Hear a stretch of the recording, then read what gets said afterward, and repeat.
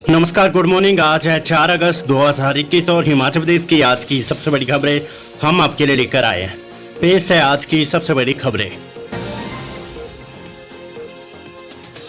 Himachal cabinet meeting, bullet proof गाड़ियां खरीदेगी सरकार, सख्ती से लागू होगी कोविड प्रोटोकॉल, 45 पद भरने की मंजूरी।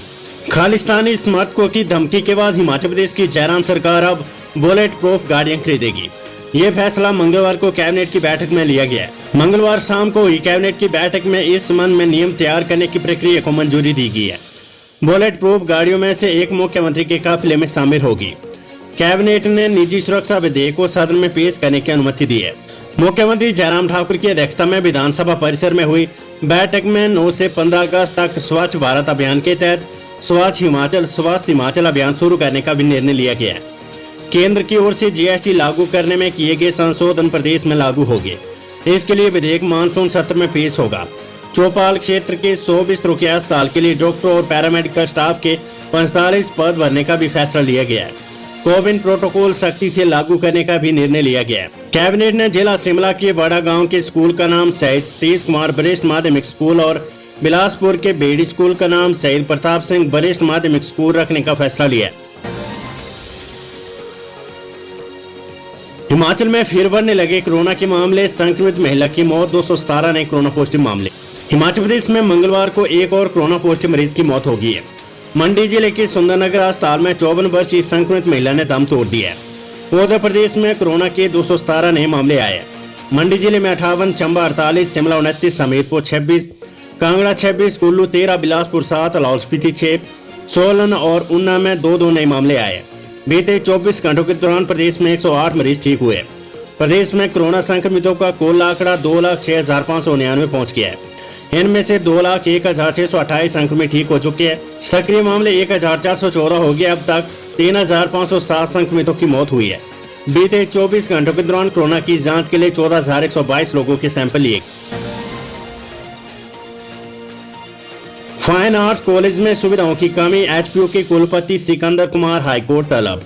हिमाचल प्रदेश विश्वविद्यालय के कुलपति प्रोफेसर सिकंदर कुमार और रजिस्ट्रार को Jawaharlal Nehru college of fine arts Shimla में सुविधाओं और बुनियादी ढांचे की कमी से संबंधित मामले में व्यक्तिगत रूप से अदालत के समक्ष उपस्थित रहने के आदेश दिए। उन्हें 9 अगस्त को कोर्ट में तलब किया गया। कार्यवाहक मुख्य न्यायाधीश रवि मनवत और न्यायमूर्ति ज्योत्सना रिवालदुआ की खंडपीठ ने आदेश JLN college of fine arts Shimla के छात्रों द्वारा मुख्य न्यायाधीश को लिखे पत्र पर स्वतः संज्ञान लिए जाने वाली याचिका की सुनवाई के बाद पारित किए।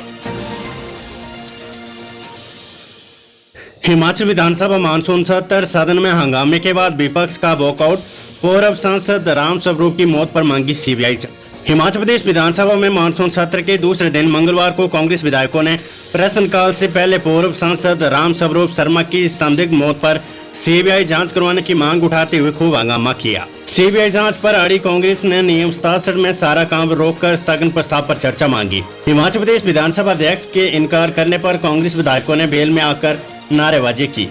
विपक्ष ने सरकार से जांच का आश्वासन न मिलने और स्थगन प्रस्ताव पर चर्चा के नामंजूर होने पर सदन से वॉकआउट कर दिया। बड़ी खबर, एसओएस रिजल्ट से जुड़ी हुई। एसओएस की 12वीं कक्षा का परीक्षा परिणाम घोषित, 57.52% परीक्षार्थी पास।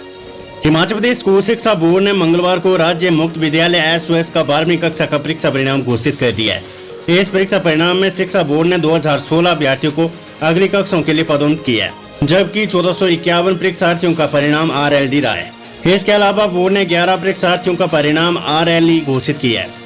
एसओएस का ये परीक्षा परिणाम 57.52% रहा है। स्कूल शिक्षा बोर्ड के अध्यक्ष डॉक्टर सुरेश कुमार सोनी ने बताया कि शिक्षा बोर्ड ने हिमाचल प्रदेश सरकार की ओर से अनुमोदित नीति के अनुसार अप्रैल 2021 का वार्षिक परीक्षा परिणाम घोषित कर दिया है। इस दौरान डायरेक्ट एडमिशन और अंक सुधार के लिए आवेदन करने वाले परीक्षार्थियों का परिणाम घोषित नहीं किया गया है। ऐसे परीक्षार्थी एसओएस में अगस्त 2021 में पुनः होने वाली परीक्षाओं में बिना किसी अतिरिक्त परीक्षा शुल्क की परीक्षाएं दे सकेंगे।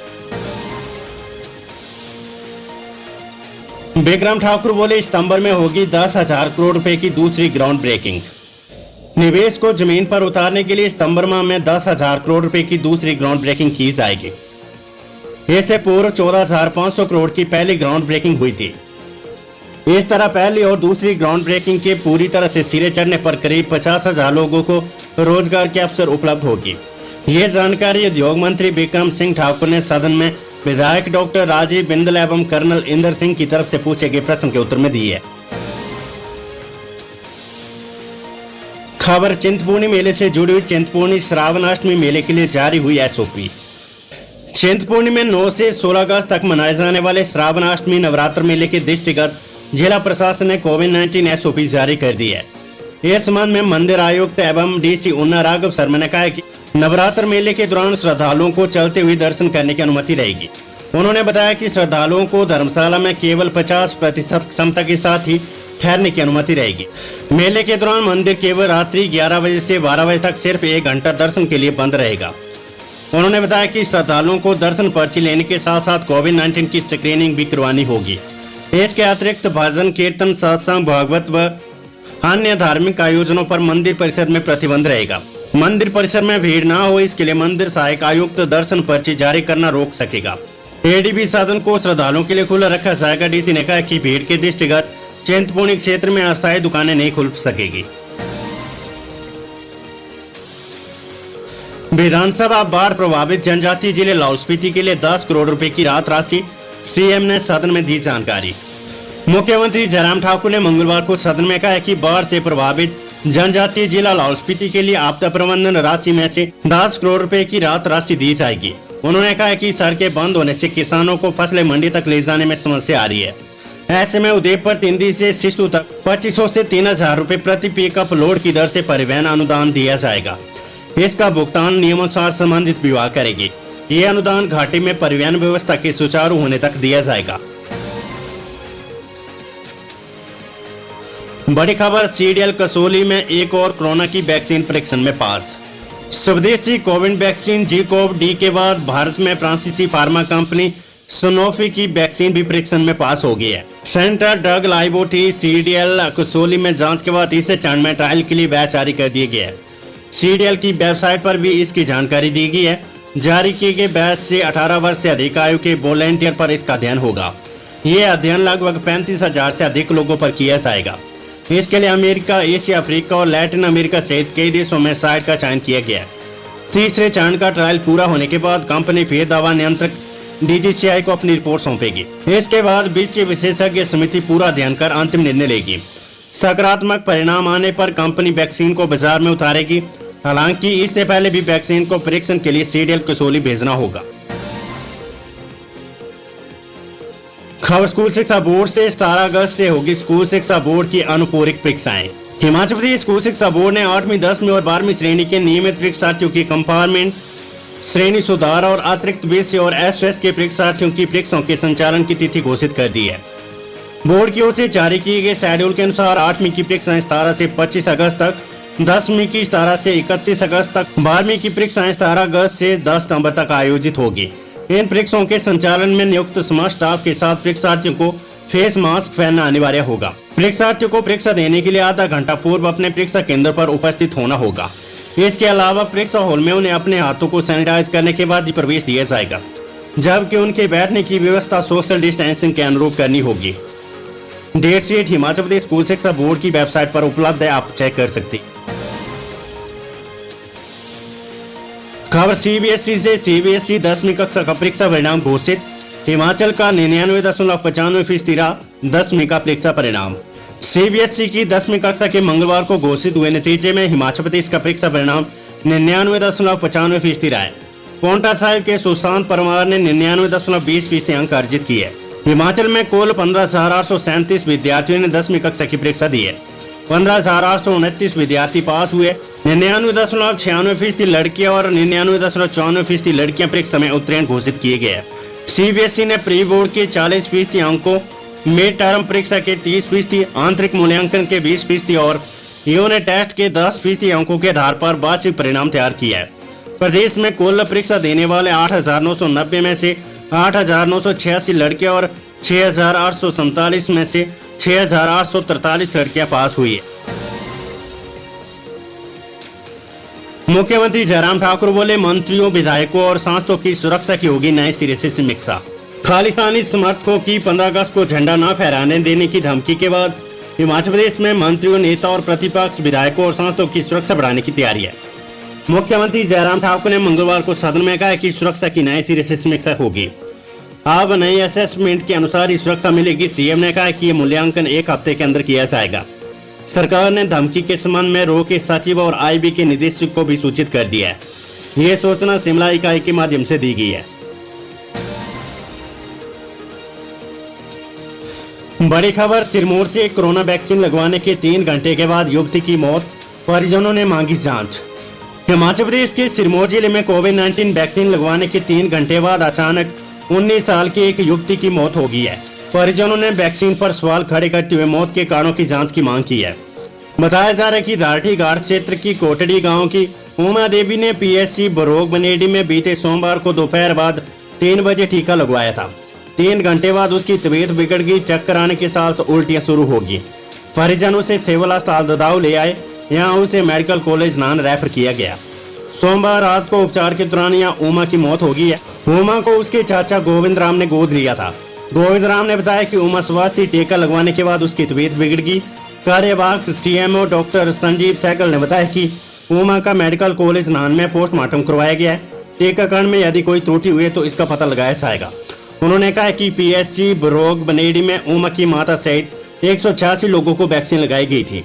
अन्य सभी 185 लोग स्वस्थ। पोस्टमार्टम रिपोर्ट आने के बाद युवती की मौत के असल कारणों का पता चल सके। विधानसभा सत्र, राजीव बिंदल ने घेरी अपनी सरकार। हिमाचल प्रदेश विधानसभा मानसून सत्र के दूसरे दिन मंगलवार को भाजपा विधायक डॉक्टर राजीव बिंदल ने ग्लोबल इन्वेस्टर मीट और ग्राउंड ब्रेकिंग सेरेमनी को लेकर सदन में अपनी सरकार पर सवालों की तीर दागे। उन्होंने पूछा कि इन्वेस्टर मीट और इसकी ग्राउंड ब्रेकिंग सेरेमनी के बाद प्रदेश में कितने लोगों को उद्योगों में प्रत्यक्ष रूप से रोजगार मिलेगा। 3 साल में संभावनाओं के अनुरूप प्रदेश सरकार कितनी आगे बढ़ी है। 1 वर्ष में कितने रोजगार बढ़ाने की उम्मीद है। जवाब में उद्योग मंत्री बिक्रम सिंह ने कहा कि ग्लोबल इन्वेस्टर मीट के तहत 14,500 करोड़ रुपए की पहली ग्राउंड ब्रेकिंग सेरेमनी के 70% उद्योगों ने अपना काम शुरू कर दिया। सितंबर में 10,000 करोड़ रुपए की दूसरी ग्राउंड ब्रेकिंग करने जा रही है। नया मोटर वाहन अधिनियम, बिना लाइसेंस और इंश्योरेंस पर बाइक चालक का 8,000 का चालान। हिमाचल प्रदेश में जिला पुलिस ने नए मोटर वाहन अधिनियम पर कार्रवाई शुरू कर दी है। 1 पहिया वाहन चालक का 8,000 रुपए का चालान किया गया। हमीरपुर की सड़कों पर बिना हेलमेट मोटरसाइकिल को दौड़ा रहे वाहन चालकों को जब ट्रैफिक पुलिस ने रोका तो मौके पर उसके पास न तो ड्राइविंग लाइसेंस मिला और न ही इंश्योरेंस के दस्तावेज। नए मोटर वाहन अधिनियम में वाहन चालक का बिना हेलमेट पर 1,000 रुपए, बिना ड्राइविंग लाइसेंस पर 5,000 रुपए जबकि बिना वाहन इंश्योरेंस पर 2,000 रुपए समेत कुल 8,000 रुपए का चालान काटा गया है। प्रदेश में नया मोटर वाहन अधिनियम 23 जुलाई से लागू किया गया है। पिछले 10 दिनों में हमीरपुर पुलिस ने 1,619 वाहनों के चालान काटकर 2,83,000 रुपए का जुर्माना वसूला है। जिला हमीरपुर में नया मोटर वाहन अधिनियम लागू कर दिया गया। मोटर वाहन नियमों की अवहेलना करने वालों के चालान किए जा रहे हैं। इसलिए जिले की जनता से अपील है कि वे मोटर वाहन नियमों का पालन करें। विजय सकलानी, अतिरिक्त पुलिस अधीक्षक, हमीरपुर। वेदर अपडेट, हिमाचल में 3 दिन भारी बारिश का अलर्ट, नदी नालों से दूर रहने की सलाह। हिमाचल प्रदेश में मौसम विभाग ने 3 दिन भारी बारिश का अलर्ट जारी किया है। मौसम विज्ञान केंद्र शिमला ने प्रदेश के मैदानी और मध्य पर्वतीय भागों में 4, 5 और 7 अगस्त को भारी बारिश का येलो अलर्ट जारी किया है। प्रदेश के ऊना, बिलासपुर, हमीरपुर, चंबा, कांगड़ा, मंडी, शिमला, सोलन और सिरमौर जिलों के लिए भारी बारिश का अलर्ट जारी किया गया है। प्रदेश में 9 अगस्त तक मौसम खराब रहने का पूर्वानुमान है। उधर येलो अलर्ट के बीच राजधानी शिमला में मंगलवार दोपहर के समय झमाझम बारिश हुई। मौसम विभाग के अनुसार लगातार बारिश से भूस्खलन और पेड़ गिरने का खतरा है। स्थानीय लोगों व सैलानियों को नदी नालों से दूर रहने की सलाह दी गई है, क्योंकि अचानक जल स्तर बढ़ने से मुश्किलें पैदा हो सकती है। खबर एचआरटीसी से। एचआरटीसी मुख्यालय के बाहर गरजे पीस मिल कर्मचारी, उठाई मांगे। विधानसभा सत्र के दौरान एचआरटीसी पीस मिल कर्मचारियों ने प्रदेश सरकार व निगम प्रबंधन के खिलाफ मोर्चा खोल दिया है। प्रदेश के 933 कर्मचारियों को अनुमति पर लिए जाने की मांग को लेकर पीस मिल कर्मचारियों ने मंगलवार को निगम मुख्यालय के बाहर धरना प्रदर्शन किया और नारेबाजी की। इस दौरान प्रदेश भर से आए पीस मिल कर्मचारियों ने धरना प्रदर्शन किया और प्रदेश सरकार और प्रबंधन को चेताया कि मांगे पूरी नहीं की गई तो ये प्रदर्शन जारी रहेगा। सुबह 11 बजे हुए धरना प्रदर्शन के बाद दोपहर बाद निगम प्रबंध निदेशक ने कर्मचारी मंच के पदाधिकारियों को वार्ता के लिए बुलाया। इस दौरान निगम प्रबंध निदेशक संदीप कुमार ने पदाधिकारियों को आश्वासन दिया कि उनकी मांगों को जल्द पूरा किया जाएगा। चंबा को राष्ट्रीय बोटिंग स्पर्धा की मेजबानी 9 अक्टूबर से होगी। चंबा के तेलरू जलाशय में राष्ट्रीय ड्रैगन बोटिंग प्रतियोगिता होगी। इसके लिए जिला प्रशासन को नेशनल एसोसिएशन की भी अनुमति मिल गई है। 9 से 12 अक्टूबर तक राष्ट्रीय ड्रैगन बोटिंग प्रतियोगिता होगी। प्रतियोगिता में देश भर के कोने कोने से बोटिंग खिलाड़ी भाग लेंगे। बड़ी खबर, जनजातीय क्षेत्रों में रह रहे लोगों के लिए अलग बजट का प्रावधान करेगी जयराम सरकार। हिमाचल प्रदेश की जयराम सरकार जनजातीय क्षेत्रों को ट्राइबल एरिया डेवलपमेंट प्रोग्राम के तहत मिल रहे बजट में कटौती नहीं करेगी, बल्कि गैर जनजातीय क्षेत्रों में रह रहे जनजातीय लोगों के विकास के लिए अगले साल के बजट में 2.23% का अलग से प्रावधान करेगी। ये बात शहरी विकास मंत्री सुरेश भारद्वाज ने मंगलवार को विधानसभा में भाजपा के मुख्य सचेतक विक्रम सिंह जरयाल द्वारा नियम 130 के तहत लाए गए प्रस्ताव के जवाब में की है। बड़ी खबर, रेणुका संगड़ा मार्ग पर डर की पहाड़ी, सोलन में होटल कर्मी की मौत, न्योगल में नाबालिग डूबा। बरसात का कहर हिमाचल प्रदेश में लगातार जारी है। सोलन जिले में परवाणु के सेक्टर 3 में सोमवार देर रात होटल की छत पर मलबा गिरने से एक होटल कर्मी की मौत होगी, जबकि 2 घायल हो गए। कांगड़ा जिले के थुरल के पास न्योगल खड्ड में नहाते समय एक नाबालिग की डूबने से मौत हो गई है। उधर मंगलवार सुबह सिरमौर के रेणुका संगड़ा मार्ग पर पहाड़ी से भूस्खलन से 40 पंचायतों का संपर्क ददाव से कट गया है। सड़क के दोनों ओर छोटे बड़े वाहन फंस गए। मौसम विज्ञान केंद्र शिमला ने प्रदेश में 3 दिन भारी बारिश का अलर्ट जारी किया।